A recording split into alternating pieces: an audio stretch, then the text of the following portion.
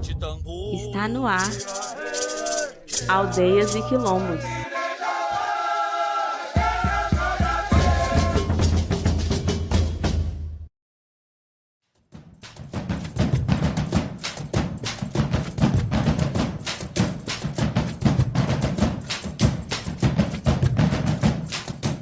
Olá, minha gente, licença para chegar. Seja bem-vindo e seja bem-vinda ao Aldeias e Quilombos, em sintonia com a ancestralidade afro-indígena brasileira. O programa Aldeias e Quilombos é uma produção da sociedade civil com o apoio da Fundação de Cultura Cidade do Recife e Secretaria de Cultura do Recife, através do edital de ocupação da Frei Caneca FM. Meu nome é Bruno Vieira. E eu sou Manuela Lira. Estamos aqui toda semana na proposta de dar visibilidade a iniciativas, pessoas, grupos e instituições que lidem com a pauta negra, quilombola e indígena no Brasil. Nós estamos no Instagram e no Facebook. Só buscar a gente lá, Aldeias e Quilombos. E a gente está sempre aberto a sugestões de pauta. Entre em contato conosco pelo e-mail aldeiasequilombos@gmail.com. No programa de hoje, a gente fala sobre o Quilombo dos Palmares. Em sintonia com a ancestralidade afro-indígena brasileira, Aldeias e Quilombos está no ar.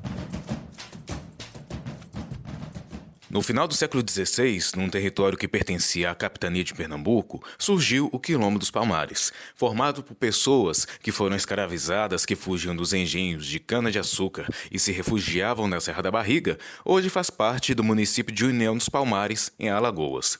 O primeiro registro conhecido que faz menção a Palmares remonta a 1597, embora existam algumas teorias que sustentam que ele já existia antes disso. Com o tempo, o quilombo cresceu, ficou famoso e serviu de inspiração para outras pessoas escravizadas resistirem e fugirem. Chamado de Quilombo dos Palmares porque foi construída uma região que possui um grande número de palmeiras. E essas árvores possuíam várias utilidades, porque forneciam alimento aos quilombolas e suas folhas eram usadas para fazer o telhado dos mocambos que eram construídos. Em homenagem à força e representatividade dessas lideranças que sobreviveu ao tempo e à violência das expedições coloniais, o Aldeias e Quilombos de hoje vem contar a história do Quilombo dos Palmares, do Mocambo ao Parque Memorial. A gente vai começar ouvindo a entrevista feita com o historiador e professor da licenciatura e pós-graduação em História da Universidade Católica de Pernambuco, Leandro Souza. Bem, sobre Palmares, acho que a gente tem que trazer a história de Palmares, que apesar de ser sobre um passado do Brasil, é algo que é necessário no presente. Vejam que lá em 1888, com a Lei Áurea, né, onde legalmente a escravidão foi encerrada, né, de uma forma legal, claro, houve comemorações, né? Há muitos relatos em vários lugares do Brasil que se comemorou o 13 de maio por um tempo. Isso um período aí de 10 a 20 anos, até no máximo, após a abolição. Só que depois disso, começou a se questionar que tipo de abolição foi essa? O que é que se realmente está comemorando? Né? Começou a se perceber que aquela abolição não trouxe uma reestruturação das relações de poder, das relações sociais que foram implantadas durante todo o processo da escravidão atlântica no Brasil. Então começou a se perceber isso e parou-se essas comemorações, né? Não houve mais comemorações, não houve mais um simbolismo forte com relação a essa data, 13 de maio. Ao contrário, começava a se questionar todo esse processo que aconteceu no pós-abolição. Tendo em vista isso, o movimento negro que foi se organizando, que sempre foi organizado dentro das suas particularidades, sempre houve uma resistência, eles começaram a perceber que o 13 de maio não representava a luta afro no Brasil, né? O 13 de maio representava um silenciamento deles, na verdade, colocando personalidades brancas como protagonistas até dessa própria história da abolição e desconsiderando a própria luta, né, afro-brasileira, as resistências, as personalidades afro-brasileiras. E aí começou a se perceber que era uma representação falsa do que realmente aconteceu. Era uma construção errônea da história. Então, quando a gente percebe a história hoje, né, a gente sempre acha que é sobre o passado, e ela não é. A história é sobre o presente. A gente vai buscar no passado questões sobre as nossas necessidades do presente. Então, o próprio movimento negro ao longo do século XX foi buscar alguma coisa que representasse esse passado.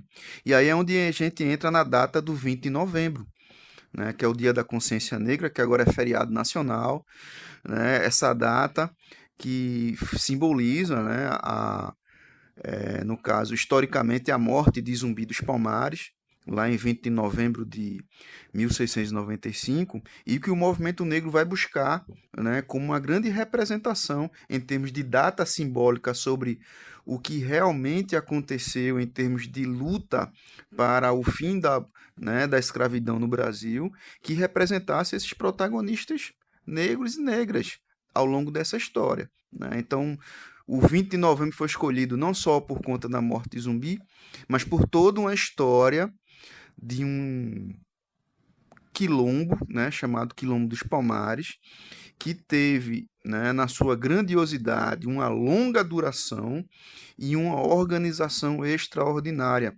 socialmente falando, né? Então, através disso, o movimento negro implantou, a partir da década de 70, 1970, o 20 de novembro como sua representação histórica. Então, quando a gente trabalha Quilombo dos Palmares, não é só pela percepção do que ele foi, mas pela percepção do que ele é hoje, sobretudo para o movimento negro, né, nessa representação da sua luta.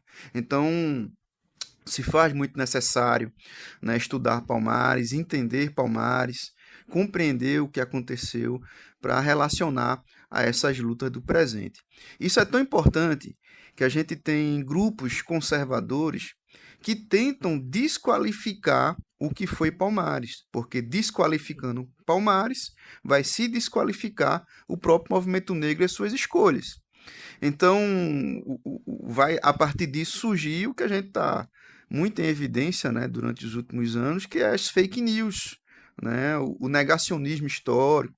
E Palmares vai entrar dentro desse contexto, desses grupos políticos conservadores, para desqualificar o movimento negro. Quando a gente vê alguns autores trazendo a questão de que Palmares era uma ditadura, que Zumbi era um ditador, né, que havia escravidão dentro de Palmares, isso são formas de desqualificar, porque são questões extremamente, digamos assim, possibilidades, né, muito improváveis do que pode ter acontecido naquele contexto de Palmares do século XVII. Então o pessoal pega possibilidades muito improváveis e transformam em verdades absolutas para poder desqualificar a luta do outro, né, a representação do outro, os protagonismos históricos de outros grupos sociais que foram sempre excluídos, né? Essa negação é muito nesse sentido. Então, estudar Palmares é perceber, antes de tudo, de que essas construções desqualificantes, né, elas têm um interesse político e não condizem com que a historiografia construiu sobre o próprio Quilombo dos Palmares. O senhor tem sempre feito aulas de campo, né, lá no Quilombo, levado suas turmas. Eu gostaria de ouvir um pouco o que é que representa, né, a gente estudar sobre esse espaço, conhecer o parque, o memorial e entendê-lo também enquanto patrimônio. Bem, a história ela é muito subjetiva, né? Quando a gente está numa sala de aula falando, né, sobre o passado, apesar de a gente hoje, grande parte dos professores de história, grande parte de professores com representações sociais específicas que começaram a participar desses espaços, né, já nesses últimos anos, principalmente por conta da lei de cotas, né, eles vão trazer essa relação do passado com o presente sempre. Mas mesmo assim, não é suficiente. A gente tem que sair da sala de aula, né?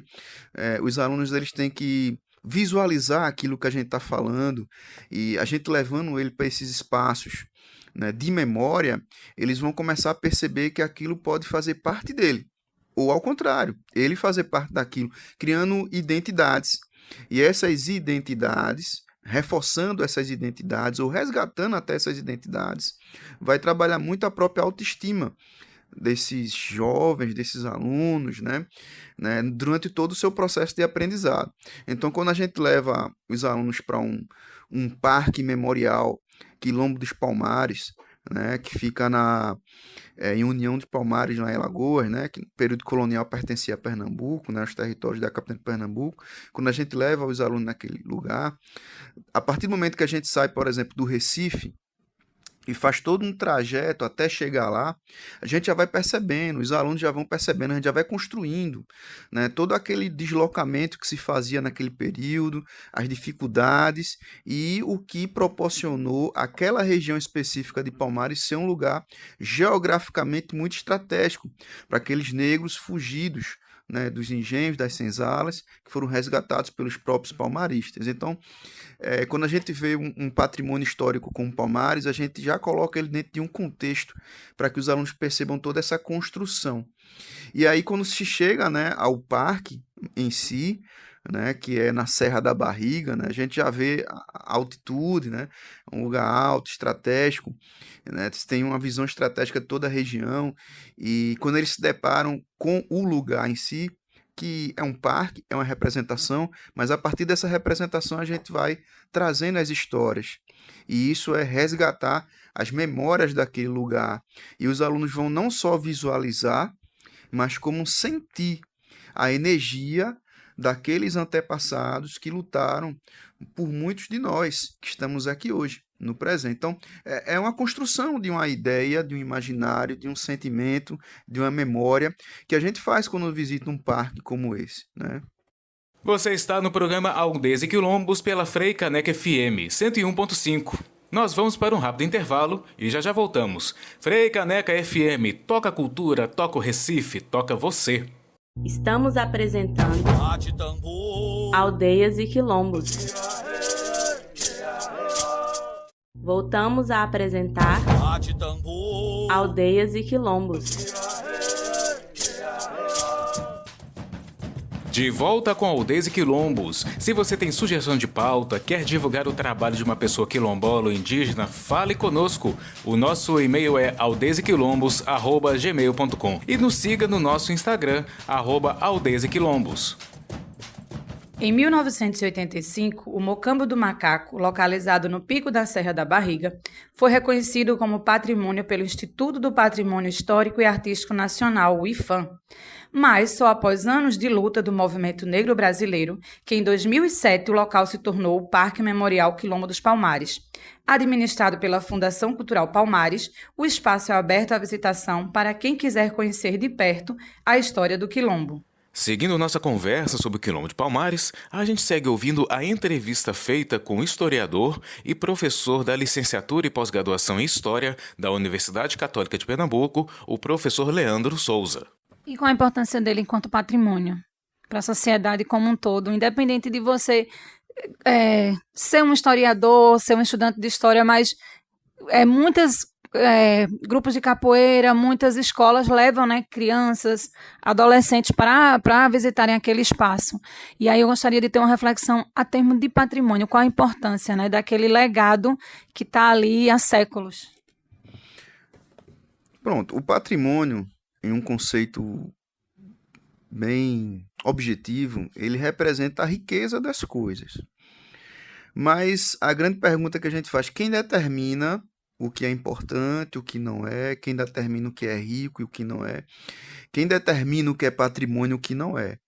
As pessoas e a sua identificação com a história que aquele patrimônio pode oferecer. Então, quando a gente vê o Parque Memorial Quilombo dos Palmares, a gente percebe a importância patrimonial dele com justamente a construção de uma história, construção de personagens, com identificação com grande parte dos grupos socioculturais brasileiros hoje. Eles se identificam, eles se percebem ali. Então, quando eles visualizam aquilo, se percebem, criam vínculos, causando respeito àquela história, àquele espaço. E quando a gente tem um respeito, a gente tem uma conservação e autopreservação daquela memória. E a memória no Brasil, ela é uma disputa de narrativas de grupos políticos mais diversos, que justamente querem dizer o que é importante e o que não é, o que é história, o que não é, que personagem é importante e qual não é. E aí, como a gente tem no Brasil um racismo estrutural, institucional, social, em todas as nossas instâncias, promovido não só por todo o processo escravista do século XVI ao XIX, mas pelas teorias de racismo científico, né, do fim do XIX, que vão estar juntos nesse pós-abolição, né, com as ideias de democracia racial lá do Gilberto Freire, né, tudo essa construção de escravidão, racismo científico, democracia racial vai fazer com que as categorias sociais ela inferiorizem o outro, sobretudo os negros, os descendentes de africanos, descendentes de escravizados, nas margens da sociedade. Então, quando a gente tem um patrimônio histórico como Palmares, faz com que as pessoas vejam que, olha, tem alguma coisa errada aqui. Essa história que foi contada está errada.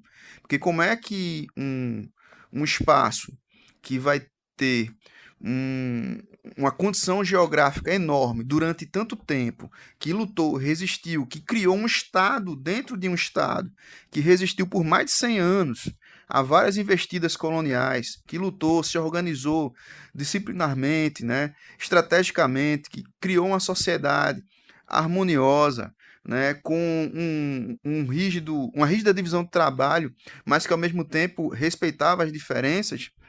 Como é que isso foi feito por pessoas negras que vieram da África, que foram excluídas da própria história do Brasil? Então, quando você vê o patrimônio Palmares, você percebe a necessidade de se reescrever a própria história do Brasil. E eu queria que, se possível, o senhor analisasse do ponto de vista simbólico, o que significou a representatividade de Zumbi, de Dandara e de Aquatune, né, o nome da mãe dele, se não me engano. Seria a avó. Bom, vamos falar. Bom, essa pergunta é interessante para a gente entender como é que o próprio movimento negro também escolhe, dentro desse contexto de Palmares, seus personagens, né? Enfim. O Quilombo de Palmares ele começa, né, ali no fim do século XVI, né, a fuga de escravizados ali dos engenhos da região de Porto Calvo, fogem para as matas, né?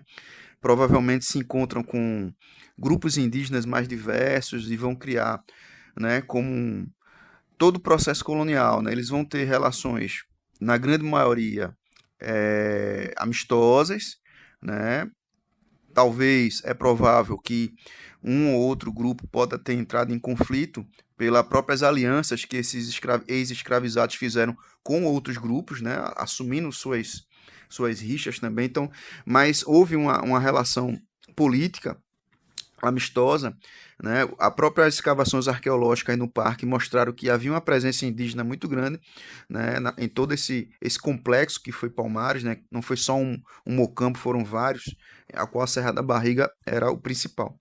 Então, a partir do século XVI você já tem essa construção, né, e que os portugueses não tinham a ideia da dimensão que era aquilo.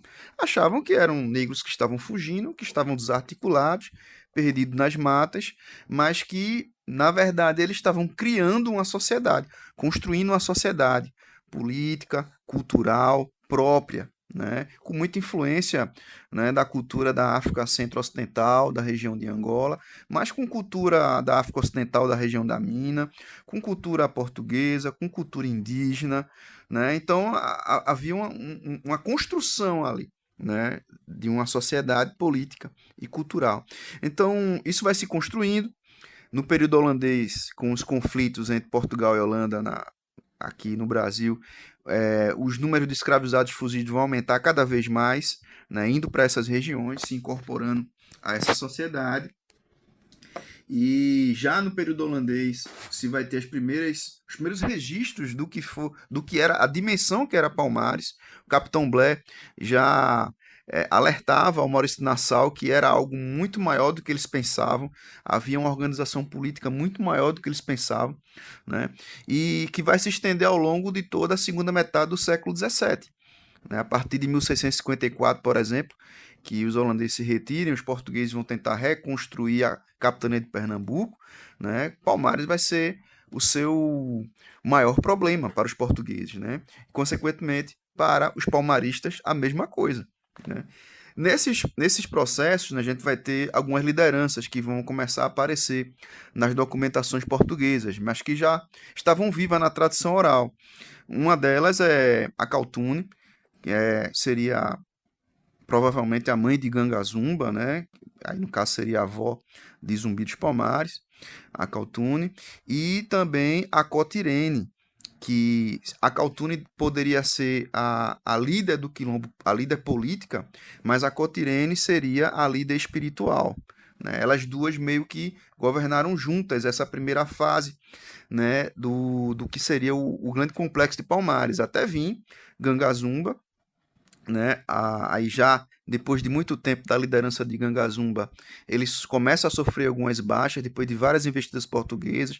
Ele é ferido, alguns membros da família dele são capturados pelos portugueses, e aí tem o Tratado de Paz, né, que foi firmado. Gangazumba vem para o Recife com a comitiva no Recife, e esse tratado fazia com que esses negros de Palmares se retirassem das serras para uma região que é Cucaú, que era Cucaú na época, que hoje é Sirinhaém, naquela região de Sirinhaém ali, e se adequassem à sociedade portuguesa, criassem uma vila, pagassem seus impostos, né, se convertessem ao cristianismo, né, isso era a ideia, só que isso não consegue se estabelecer porque há uma rixa no grupo, né, e dentro dessa rixa o Zumbi do Palmares aparece como a liderança de não aceitar esse tratado de paz. Aí é onde tem uma rixa, grupos vão ficar com Gangazumba, outra parte do grupo vão ficar com Zumbi nas serras. E aí é onde entra essa escolha de Zumbi dos Palmares, né? Porque durante muito tempo Gangazumba, que foi muito mal também colocado, essa figura de que seria um traidor, que tinha se aliado aos portugueses, não foi bem isso, né? Ele fez o que achava que era certo naquele momento. Só que Zumbi também tentou fazer o que era certo para ele e para o grupo que estava com ele. Então, o Zumbi, ele começa uma nova fase em Palmares, que é a fase que o Flávio Gomes, que a Silvia Lara chamam de guerra total. Que aí, na perspectiva do que a gente vê na documentação portuguesa, a ideia dos palmaristas comandados por Zumbi não era só resistir às investidas portuguesas, mas era expulsar os portugueses de Pernambuco.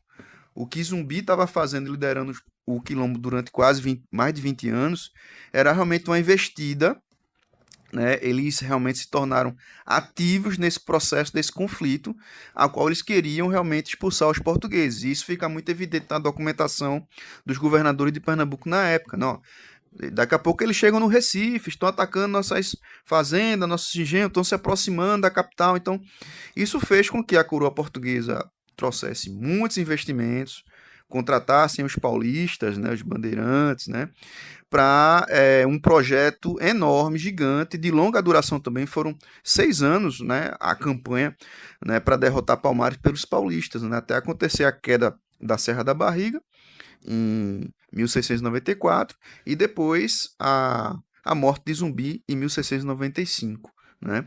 E aí Zumbi virou um grande símbolo. Né? Os portugueses, para vocês terem uma ideia, pegaram a cabeça de Zumbi, né? Levaram para o centro do Recife, deixaram lá durante vários anos, né? A cabeça de Zumbi em frente à igreja, o convento de Nossa Senhora do Carmo, lá no Recife, na igreja do Carmo, né?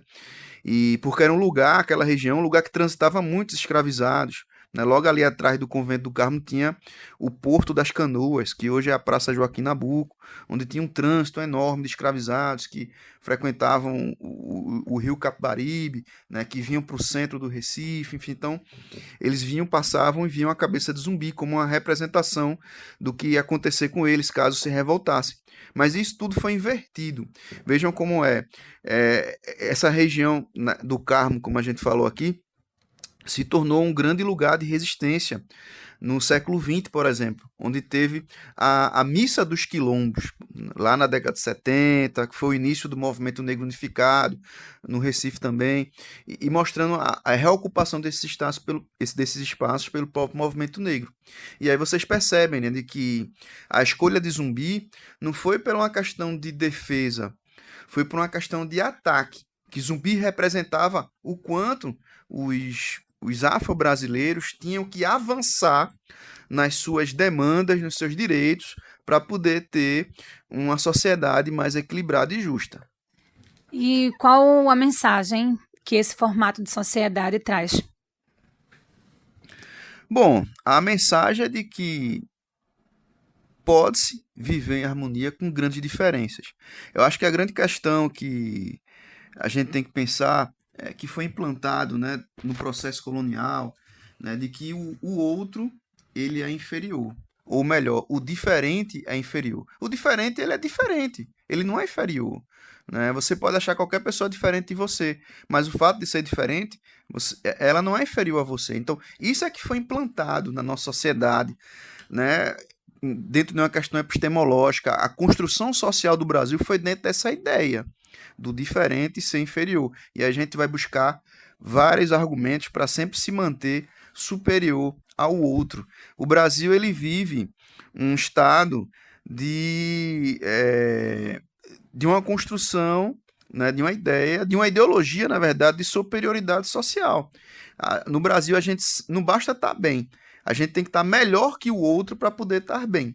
Então a gente fica buscando, né, todos os argumentos possíveis para sempre ser melhor que o outro. E aí, se tratando de um país que teve mais de 300 anos de escravidão, com teorias raciais, com democracia racial, isso realmente vai ser muito aplicado à população afrodescendente. Né? Então, quando a gente olha para Quilombo dos Palmares, a gente percebe que é possível viver dentro de um equilíbrio em um lugar específico, que foi o que aconteceu em Palmares, e ao mesmo tempo que esses excluídos, esses que foram inferiorizados, eles têm o poder, a oportunidade de sempre lutar pela melhoria. Isso é um simbolismo, eu acho, bacana, que o Quilombo dos Palmares pode trazer para a gente na sociedade atual. Você está no programa Aldeias e Quilombos pela Freicaneca FM 101.5 do Recife. Nós vamos para um rápido intervalo e já voltamos. Freicaneca FM, toca a cultura, toca o Recife, toca você. Estamos apresentando Aldeias e Quilombos. Voltamos a apresentar Aldeias e Quilombos. E estamos de volta com Aldeias e Quilombos em sintonia com a ancestralidade afro e indígena brasileira. Só lembrando que estamos no Instagram, @Aldeias e Quilombos. Segue a gente lá. Dando continuidade a essa viagem pela história e memória do Quilombo dos Palmares, você vai conferir agora a entrevista feita com a historiadora e professora da licenciatura e pós-graduação de História da Universidade Católica de Pernambuco, Rosário Silva.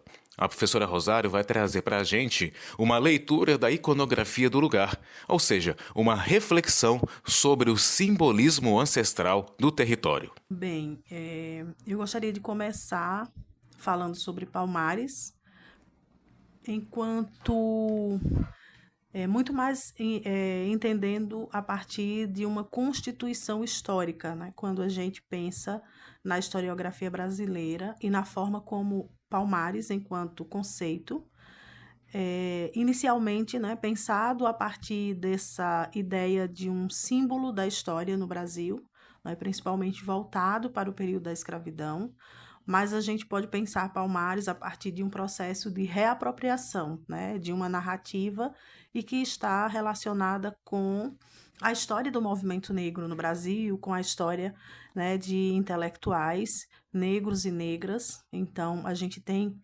uma contribuição muito forte, por exemplo, de Abdias Nascimento, de Lélia Gonzalez, de Beatriz Nascimento, né, no Brasil, para a gente pensar o que é essa ressignificação, né, de Palmares enquanto um lugar de memória.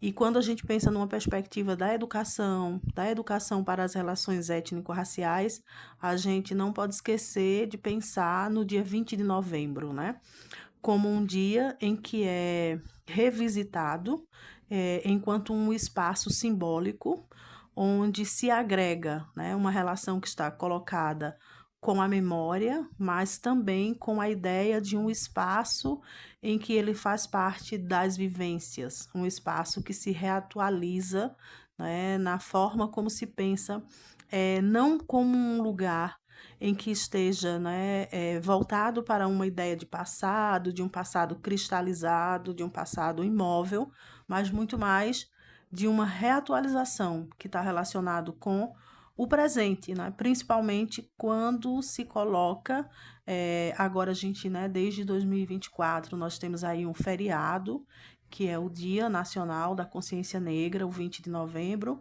e como isso está relacionado com toda uma memória, né, que envolve um protagonismo, né, o protagonismo das pessoas negras no Brasil, e de como elas se voltam para essa memória e para a reatualização.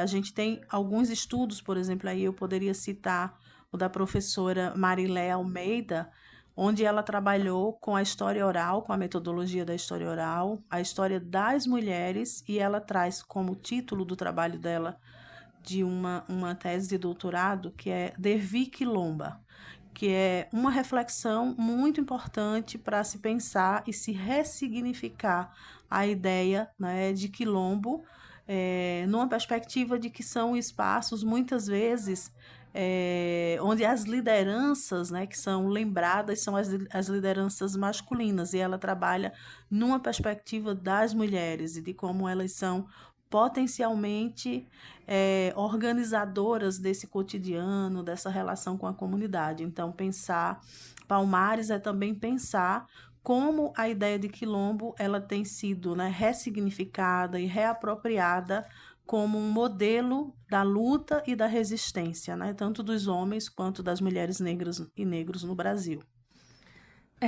Quais elementos o Parque Memorial traz como ícones fortes para a religião de matriz africana, no seu modo de vista? A gente precisa entender que o parque ele é um espaço de memória, mas ele é um espaço construído, né? Claro, a partir de pesquisas, a partir ali de vestígios e de indícios de como aquele espaço foi no passado, né? E aí a gente está citando o século XVII. É isso, né? Século XVII. Então a gente está pensando em como isso se constituiu a partir de uma ideia que a gente entende que é a organização de um espaço de circulação, porque nós temos ali um parque, né? A ideia que a gente tem é como se você estivesse em uma grande exposição a céu aberto, onde você vai encontrando os vários elementos. Então, a gente tem vários elementos significativos que estão relacionados com a memória, com a história e com as práticas, né, religiosas do povo negro no Brasil. A gente vai encontrar esses elementos ali na casa onde tem a representação dos pretos velhos, das pretas velhas. A gente vai encontrar esses elementos nas árvores, né? Na gamileira branca. A gente vai encontrar esses elementos na lagoa e na representação que se tem da estrutura circular, que é algo muito presente na forma de organização das comunidades afro-brasileiras, no espaço que faz uma referência, né, à prática da capoeira. Então, se a gente observa aquele espaço, ele é um espaço em que ele se organiza a partir de uma simbologia, a partir de uma forma de olhar, né, de um mundo que está relacionado com as práticas culturais, religiosas, daquilo que a gente costuma chamar hoje, né, de uma história e de uma cultura afro-brasileira. Como fazer, né, a leitura iconográfica, né, do quilombo, a analisar os símbolos, os ícones que todo aquele território, né, principalmente lá no parque, traz. Enquanto parque, é muito interessante a gente perceber que a primeira coisa que a gente tem é de nos fazer remeter também a uma memória, né? Essa memória que vai do presente para o passado e que nos faz pensar ali enquanto um espaço geográfico que nos coloca diante de uma amplidão, né? A Serra da Barriga é uma serra onde a gente percebe o quanto aquele espaço, aquele espaço geográfico, aquela comunidade, ela é extremamente ampla, né? Então, a gente tem o parque enquanto um espaço que é organizado para um processo de visitação, onde é possível se se colocar diante dessa iconografia, desses símbolos, né? Esses símbolos que eu já citei, onde a gente tem uma casa, né? Com a representação de formas das práticas das religiões, né? De matriz africana, mas a gente também pode encontrar toda essa representação a cada ponto de referência ali, né? No lugar onde é o espaço comunitário das reuniões, onde as lideranças, tanto do movimento negro quanto as lideranças de terreiros, né? Elas utilizam todo aquele espaço ali como um espaço simbólico que envolve essa memória, mas não uma memória que se remete para o passado, mas uma memória que se atualiza no presente e que se projeta para um futuro, né? Numa perspectiva que até de uma frase que a Marileia coloca lá no final do seu livro, no final não, no início do livro Dervi Quilomba, que ela diz que o futuro é ancestral. É uma frase muito utilizada, mas é nessa perspectiva de que essa relação com a memória, ela não é uma relação de que o passado está imobilizado, mas é uma relação com os elementos do passado como parte de uma vivência no presente e que se reatualiza para uma presença, né? De projeção de um futuro, né? De entendimento, de uma continuidade, né? Dessa narrativa, dessa história, desse lugar que remete a uma memória que se localiza a partir da ideia de luta, de resistência, mas também muito de esperança e de acreditar nessas possibilidades que podem, né, estar aí no porvir, nesse devir. Conhecer a nossa história é fundamental para construirmos um futuro melhor. E foi com esse intuito que o 20 de novembro, Dia da Consciência Negra, Dia da Morte de Zumbi dos Palmares, que aconteceu em 1695, passou a ser feriado nacional desde 2024. Não um feriado para ir à praia e tomar um chopp, mas para lembrar que todo dia é dia de luta e resistência para o povo negro e quilombola deste país. Pisar no território da Serra da Barriga, sentir a energia daquele solo sagrado, nos remonta a memórias ancestrais que estão vivas e pulsantes na natureza, nos lugares que homenageiam os personagens daquele período, que seguem nos inspirando nos dias de hoje. Que nossa memória seja preservada e que Palmares esteja vivo em cada quilombo desse país. Ninguém como nós tem herói, que nem morreu nem encantou-se, mas que nasce todo dia como os quilombos da serra.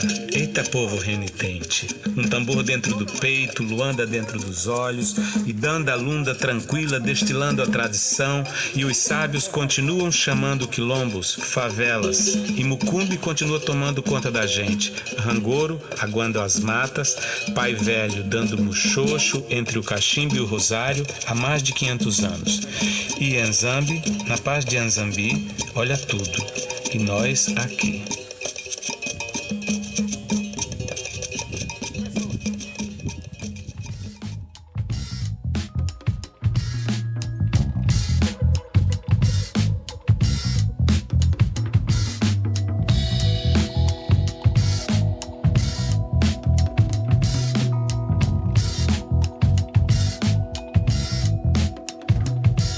Proteja o quilombo do rombo sobrado do mucambo, da sombra do arrombado que desde Istambul a Gibraltar, da terra que acaba em Boa Esperança, do cabo que dança entre o Atlântico e Madagascar. Proteja o quilombo da nau de Colombo com a morte no lombo, como a Niculapó, como zumbi, Zambi vai zoar quem nos deixa no limbo.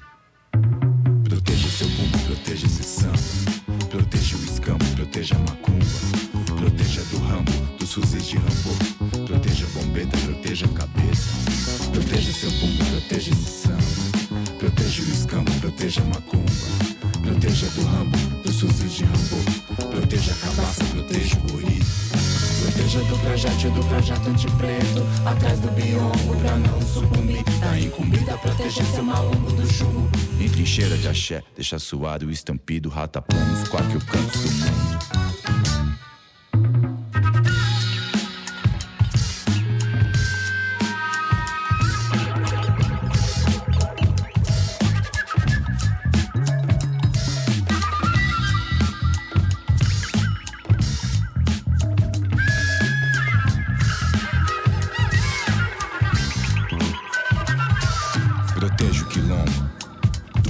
sobrado do mucambo, da sombra do arrombado que desde Istambul a Gibraltar, da terra que acaba em Boa Esperança, do cabo que dança entre o Atlântico e Madagascar. Protejo o quilombo da nau de Colombo com a morte no lombo. Como a Nicola Pó, como zumbi, Zambi vai zoar quem nos deixa no limbo. Proteja esse bumbo, proteja esse samba, proteja o escambo, proteja a macumba, proteja do rambo, dos fuzis de Rambo, proteja a bombeta, proteja a cabeça, proteja seu bumbo, proteja esse samba, proteja o escambo, proteja a macumba, proteja do rambo, dos fuzis de Rambo, proteja a cabaça, proteja o guri, proteja do projeto antipreto, atrás do biombo pra não sucumbir, tá incumbida, proteja seu maluco do chumbo. Em trincheira de axé, deixa suado o estampido, rataplan nos quatro cantos do mundo. Até mais que isso, hein? Que esses resquícios. Fica esquisito nós nesse esquisito. Nós bota aquilo nos equipos, que tal? Batuque no quintal é aqui. Bem quisto é aquilo. Dou bica quando quica quem não trinca. Que se pá. Minha bica na quina da esquina. Seus quincas, minhas tintas. Quieto. Em 500 anos sem clero. Fiz ecos. Fiz quizila. Sou zica. Não me inquieto. Voz não nego.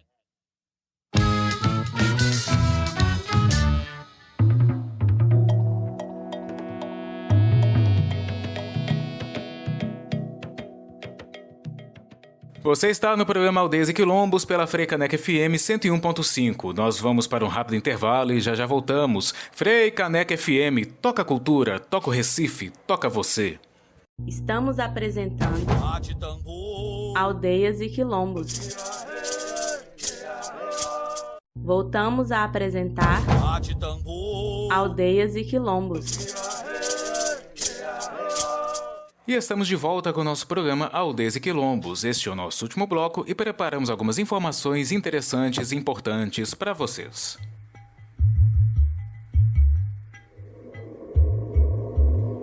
Em torno de 1650, um grupo de pessoas escravizadas de um engenho em Pernambuco se rebela e foge para o Quilombo dos Palmares, uma comunidade de ex-escravizados fugitivos que resiste ao cerco colonial. No local, Ganga Zumba, um príncipe africano, se torna um dos líderes. Tempos depois, seu herdeiro e afilhado Zumbi entra em conflito com as ideias conciliatórias de Ganga Zumba, contestando sua política de negociação com o poder colonial e liderando a luta mais violenta contra o exército. Esta é a sinopse do filme Quilombo, um longa-metragem brasileiro de 1984, que aborda a luta do povo negro contra a escravidão e a opressão colonial, com o Quilombo dos Palmares como um símbolo de resistência. Quilombo é uma obra que usa a linguagem cinematográfica para recontar a história da escravidão e da resistência, dialogando com as transformações sociais e culturais do Brasil nas décadas de 1970 e 1980. O elenco conta com atores e atrizes importantíssimos para o audiovisual brasileiro, como Tony Tornado, Zezé Mota e Antônio Pompeu.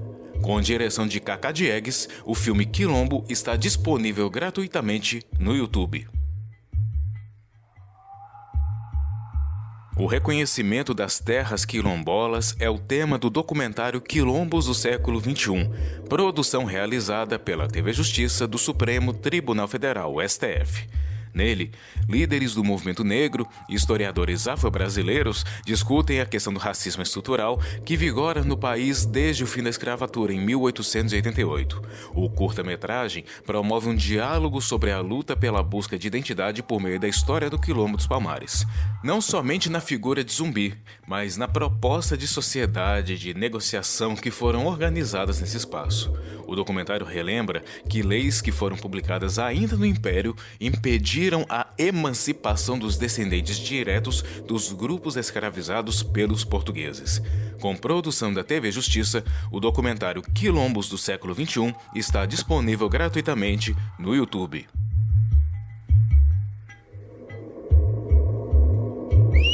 Momento Parente. Este é um momento que dedicamos a auxiliar as comunidades e divulgar as suas campanhas. A Articulação dos Povos Indígenas do Brasil, a PIB, arrecada fundo para a luta dos povos originários. Se você quiser ajudar, basta realizar um Pix na chave e-mail para projetos@apiboficial.org ou entrar no site no endereço www.apiboficial.org e clicar na aba Apoie a PIB. Se você quiser ajudar a comunidade quilombola Negros do Osso, localizada em Pesqueira, no Agreste Pernambucano, basta realizar a doação via Pix para a liderança Valdeane Macena.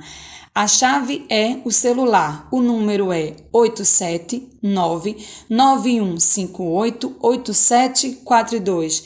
Repetindo, chave celular e o número é 879-9158-8742. A sua solidariedade faz a diferença na vida das comunidades indígenas e quilombolas.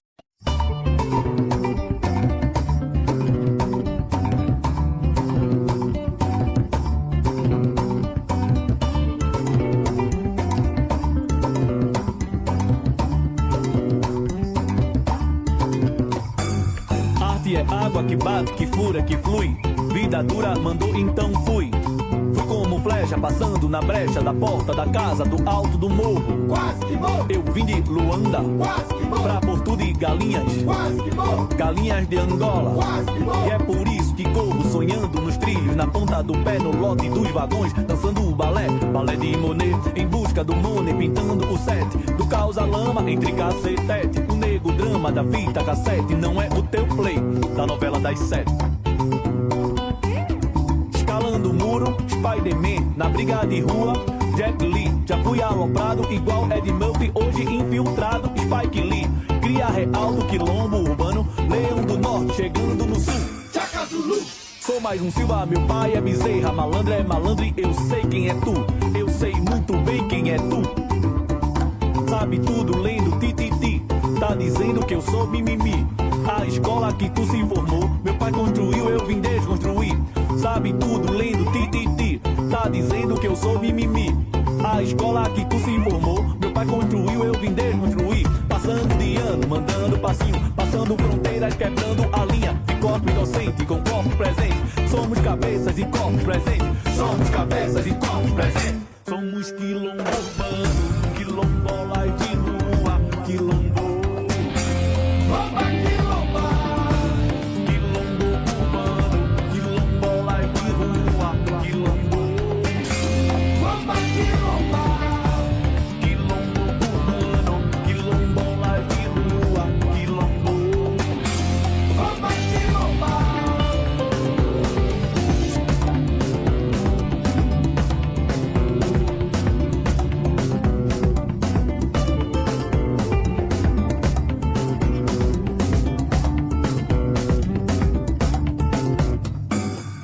É água que bate, que fura, que flui. Vida dura mandou, então fui. Fui como flecha passando na brecha da porta da casa do alto do morro. Quase que morro. Eu vim de Luanda, quase que morro. Pra Porto de Galinhas, quase que morro. Galinhas de Angola, quase que morro. E é por isso que corro sonhando nos trilhos, na ponta do pé, no lote dos vagões, dançando o balé de Monet, em busca do Monet, pintando o sete do causa lama entre cacetete. O nego drama da fita cassete não é o teu play da novela das 7.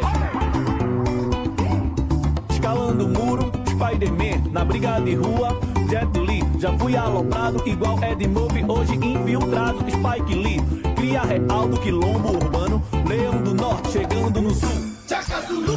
Sou mais um Silva, meu pai é Bezerra, malandro é malandro e eu sei quem é tu, eu sei muito bem quem é tu.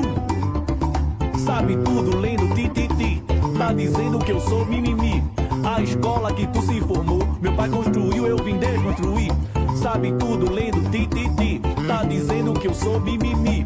A escola que tu se formou, meu pai construiu, eu vim desconstruir. Passando de ano, mandando passinho, passando fronteiras, quebrando a linha. De corpo inocente com corpo presente, somos cabeças e corpos presentes. Somos cabeças e corpos presentes. Somos quilombo urbano, quilombola de rua, quilombo. Vamos quilombar, quilombo urbano, quilombola de rua, quilombo. Vamos quilombar.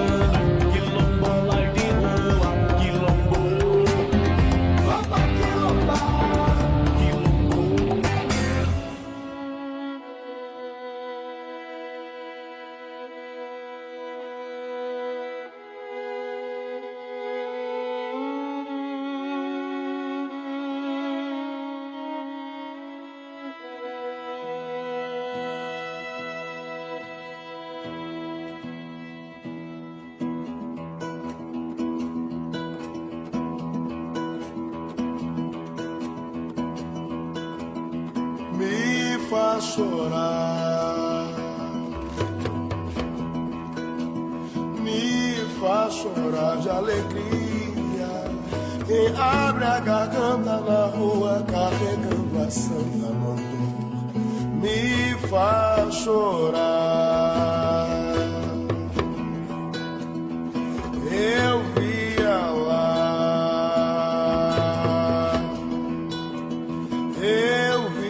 lá na Ruanda, onde eu morava antes de ser menino, meu povo rezar.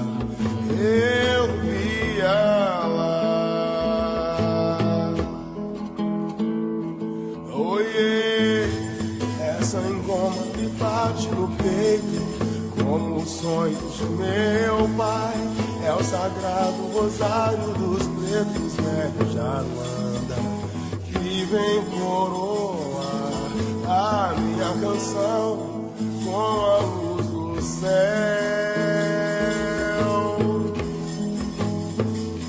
Oiê, essa engoma me bate no peito como os sonhos de meu pai.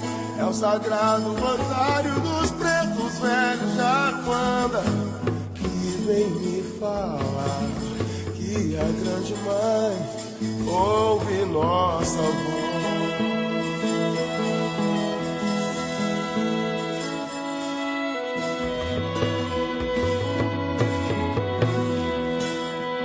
Me faz chorar de alegria. Quem abre a garganta na rua carregando a Santa Mandor, me faz chorar. Eu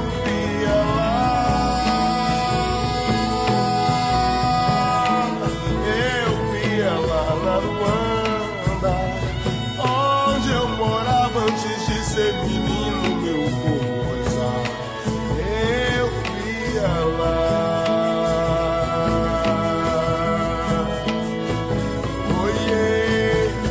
Essa engoma me bate no peito como os sonhos de meu pai.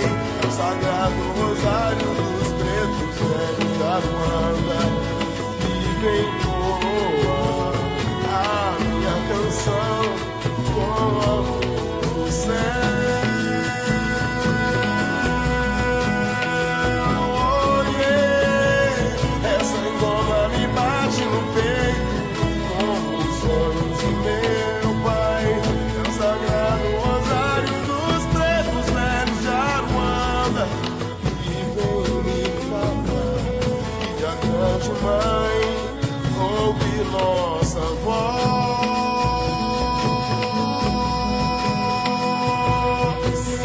Que vem me falar que a grande mãe ouve nossa voz.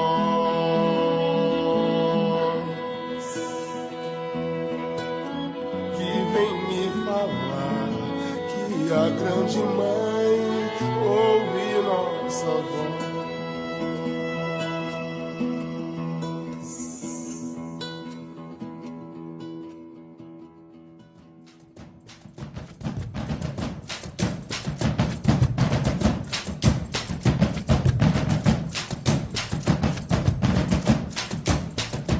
E vamos encerrando o Aldeias e Quilombos de hoje. Agradecemos pela sua presença e sua audiência. Esteja à vontade para sugerir pautas e mandar sua música. Nosso e-mail é aldeiasequilombos@gmail.com e tem o nosso Instagram também. Segue a gente lá, @aldeiasequilombos. O programa tem a produção e apresentação de Manuela Lira e de Bruno Vieira. O programa Aldeias e Quilombos é uma produção da sociedade civil com apoio da Fundação de Cultura Cidade do Recife e Secretaria de Cultura do Recife, através do edital de ocupação da Frei Caneca FM.